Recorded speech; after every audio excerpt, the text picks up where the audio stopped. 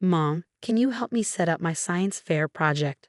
Emma called from the dining room, where she transformed our table into a makeshift computer lab. 3 monitors hummed, surrounded by tangles of cables and a stack of forensics textbooks she'd borrowed from the library. Just a minute, honey. I was still staring at the bank statement in my hands, another overdraft notice. 6 months after Tom had lost our children's insurance money in what he claimed was a failed investment, we were barely staying afloat. The insurance payout had come after my parents' accident. They'd left everything to their grandchildren, including a hefty life insurance policy. The money was supposed to secure Emma and Jake's future, college, first homes, the dreams my parents had for them. Instead, Tom convinced me to let him invest it through his financial consulting firm.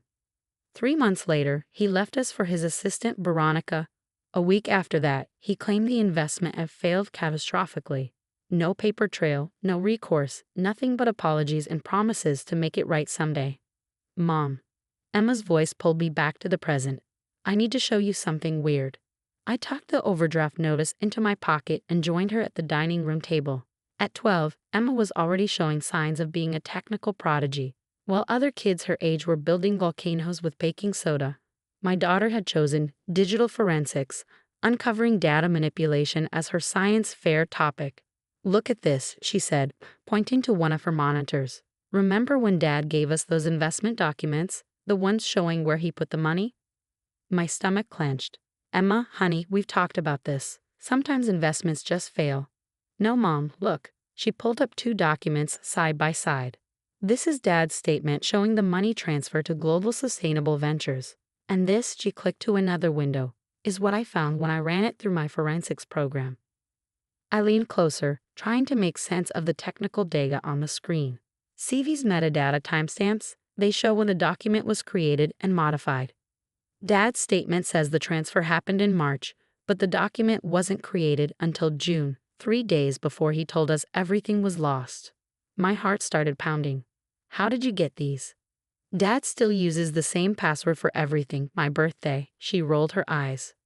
Plus, he never logged out of the family computer before he left. I found his whole document archive in the cloud backup. Emma, accessing someone's private files without permission is wrong? Like stealing your kid's insurance money? Her voice cracked slightly. Mom, there's more. Remember Dad's new company, the one he started with Veronica? Of course I remembered. New Horizon Energy Solutions, a sustainable energy startup that had recently secured major funding. Tom's face had been all over the local business news, praising him as an innovative entrepreneur. Emma pulled up another document. This is their company's financial filing from last month.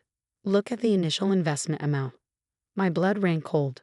The number matched our children's insurance payout exactly. $847,692.33. That could be a coincidence, I whispered, but Emma was already shaking her head. I traced the money transfers. Dad moved our insurance money through 3 different shell companies before it landed in New Horizons accounts. He didn't lose anything. He stole it to start his company with Veronica. The room spun slightly. I gripped the back of Emma's chair for support. Honey, this is very serious. If what you're saying is true. It's true. She pulled up more documents, bank transfers, corporate filings, emails between Tom and Veronica dating back months before he left us. I have everything, Mom. All the proof. That's my real science project. I stared at my daughter's determined face, so much like my father's when he was solving a problem. Emma, what exactly is your project about? She straightened in her chair, suddenly looking older than her 12 years. My project shows how digital forensics can uncover financial fraud by tracking document manipulation and following money trails through shell companies. She managed a small smile. Using a real-world example, of course. And all of this is going to be on display at the science fair. The regional science fair, she corrected. The one being covered by local news, where Dad promised to be a guest judge because New Horizon is sponsoring the event. My mouth went dry. Emma, did you plan it this way? Yeah. She started gathering her printouts into a neat folder. Dad always said I was too smart for my own good. Guess he should have remembered that before he stole from us. I sank into a chair, my mind racing. The evidence was clear. Tom hadn't just stolen from us, he committed serious fraud. But if Emma presented this at the science fair, have you told your brother about this? She shook her head. Jake's only 10. He still thinks Dad's a hero. Her voice was bitter. Besides, he's got enough to deal with since we can't afford his hockey team fees anymore. The overdraft notice felt heavy in my pocket.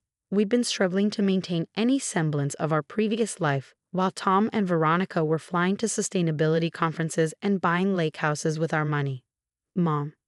Emma's voice was smaller now, more like the little girl who still slept with her stuffed penguin.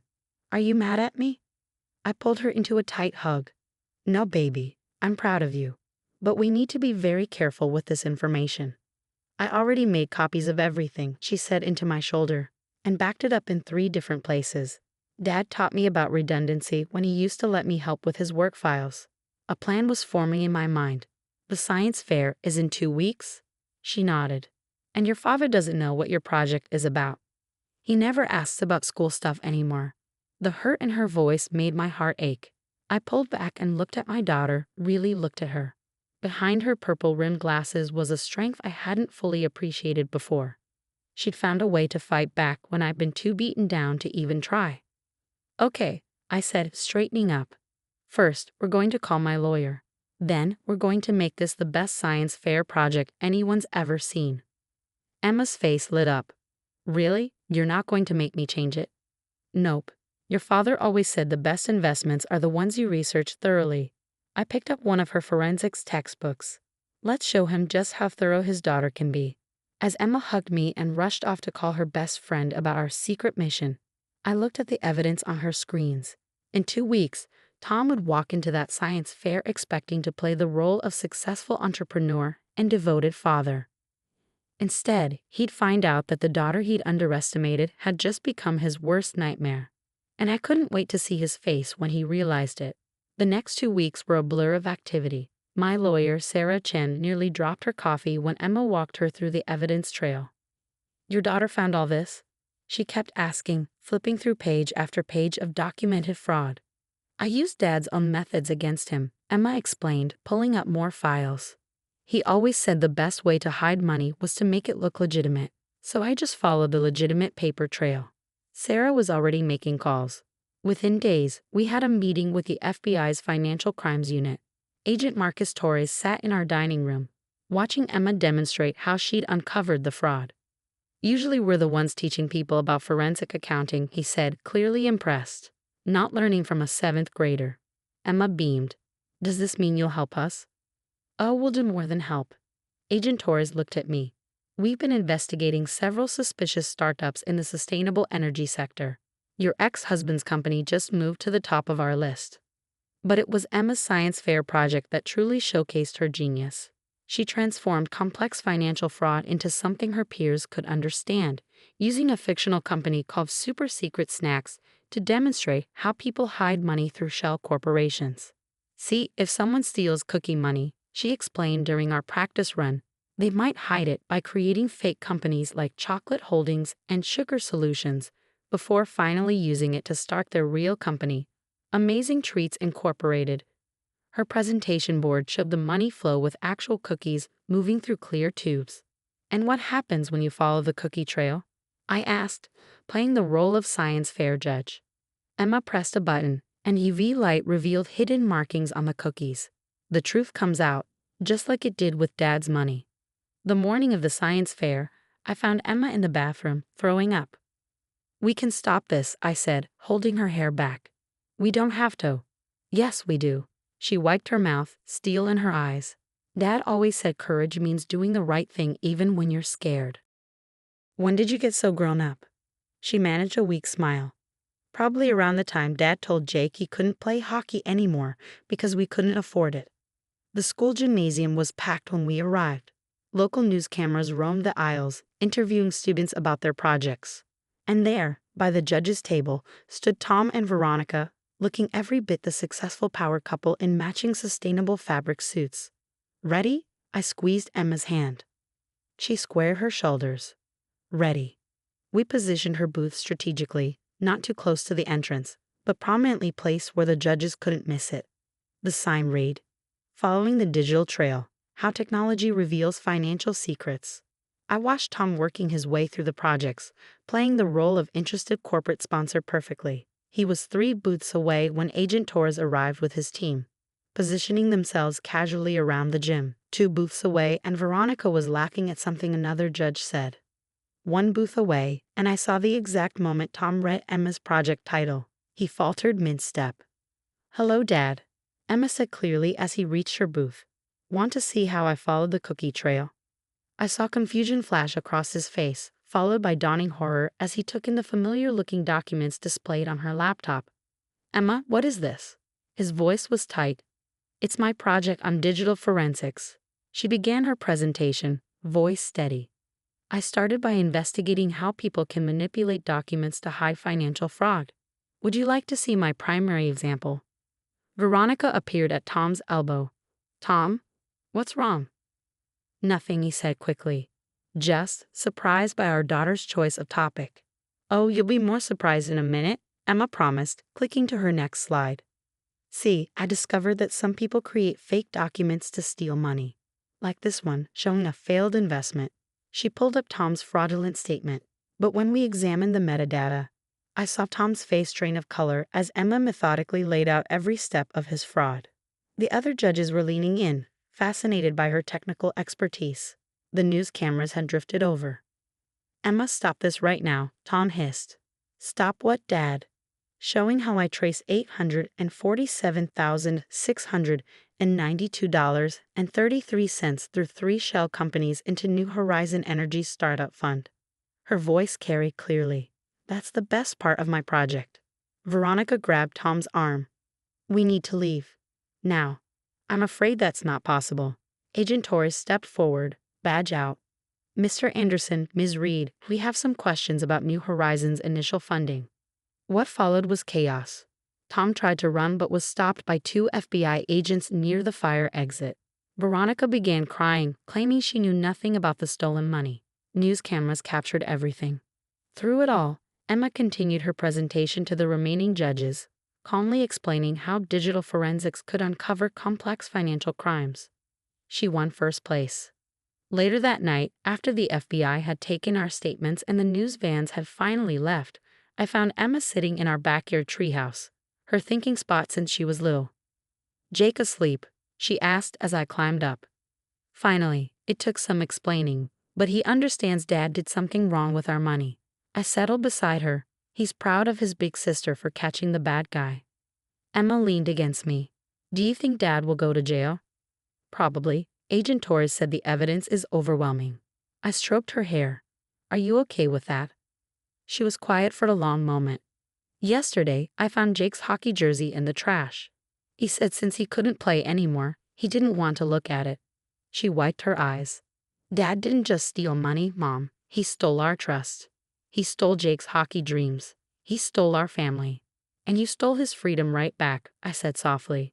Using his own lessons against him, she managed a small laugh. "Remember how he used to say knowledge is power? I don't think this is what he meant." "No," Emma agreed. "But it's what he taught me anyway." My phone buzzed. A text from Sarah.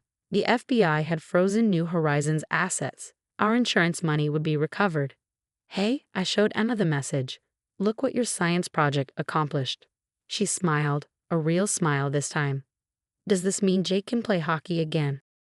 As soon as the money's released, I hugged her close. "You know, for someone who claims to hate sports, you sure fought hard for your brother's hockey. He's the only dad Jake has left," she said quietly. "I couldn't let him lose something else too."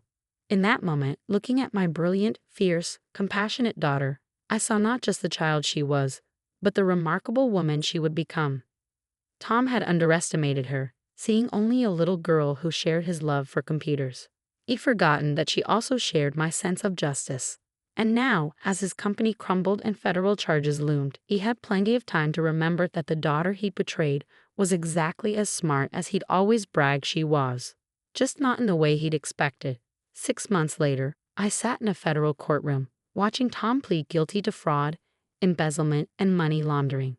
Emma had insisted on being there, saying she needed to see it end. Jake stayed home with my sister, still struggling to understand how his hero had fallen so far. Veronica had turned state's evidence, revealing that New Horizon Energy Solutions was built entirely on stolen money. Not just ours, but from other families Tom had advised. The total approached $3 million. The defendant used his position of trust to systematically defraud multiple victims, the prosecutor stated, including his own children. I watched Tom's shoulders slump as the judge delivered his sentence: 8 years in federal prison, full restitution to all victims, and permanent revocation of his financial licenses. Dad looked old, Emma said as we left the courthouse. She'd been quiet throughout the proceedings, taking notes in the journal her therapist had suggested. Prison has a way of aging people, I replied, but she shook her head. No, I mean, he looked old when he saw me, like he finally realized what he lost. The media was waiting outside. Emma's science fair project had gone viral, making her a minor celebrity in financial fraud detection circles. She'd even been invited to speak at a cybersecurity conference about youth in digital forensics. Emma, a reporter called out, how does it feel knowing your science project brought down a major financial fraud? Before I could intervene, Emma turned to the cameras. It feels sad, she said simply, because my dad taught me everything I used to catch him. He could have been great if he'd just been honest. The reporters fell silent, perhaps reminded that behind the sensational story was a 12-year-old girl who'd lost her father. That evening, as I was making dinner, I found Emma and Jake sitting together in our renovated study.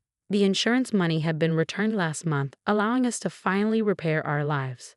Jake was back on his hockey team, proudly wearing his jersey around the house. What are you two up to? I asked, noticing they were hunched over Emma's laptop. Emma's teaching me about computers, Jake said. She says I need to understand digital stuff so nobody can ever trick me with fake documents. Really? I raised an eyebrow at Emma. She shrugged. Knowledge is power, right? Besides, she glanced at the college brochures on her desk, already planning ahead at 12. Someone needs to keep an eye on things when I go to MIT. That's 6 years away. 5 years, 8 months, and 12 days, she corrected. But who's counting? Later that night, a letter arrived from Tom, his first since being imprisoned. Emma read it alone in her room while I waited anxiously downstairs. He apologized, she said finally, joining me on the couch. Said he was proud of me for being smarter and better than him. She handed me the letter.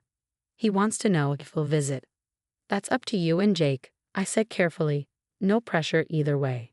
She curled up next to me, suddenly looking very young. Can I tell you a secret? The night before the science fair, I almost deleted everything. I almost let him get away with it. What stopped you? I remembered something Papa used to say before he died, about how integrity means doing the right thing even when it hurts. She fingered the edge of the letter. It hurt exposing Dad, but it would have hurt more letting him think he could steal from us and get away with it. I looked at my daughter, this incredible mix of brilliance and compassion, strength and vulnerability. She'd lost her grandfather, then her father, but somehow emerged stronger. So I said, what's your next science project going to be? She grinned. Actually, I'm developing a program to help other kids track suspicious financial activity. Agent Torres is helping me make it kid-friendly. Of course she was, because Emma had learned the hardest lesson of all. Sometimes the people we love let us down, but what matters is how we rise above it. Mom, she asked sleepily, do you think Dad will ever understand why I did it? I thought about Tom, sitting in his prison cell, finally facing the consequences of his choices. I think he already does, honey. That's why he's proud of you. She nodded, drifting off against my shoulder. On the coffee table, a letter from MIT's summer science program lay unopened. Tomorrow, she'd discover she'd been accepted, the youngest student ever admitted. But tonight, she was just my little girl who'd faced an impossible choice between protecting her father and protecting what was right.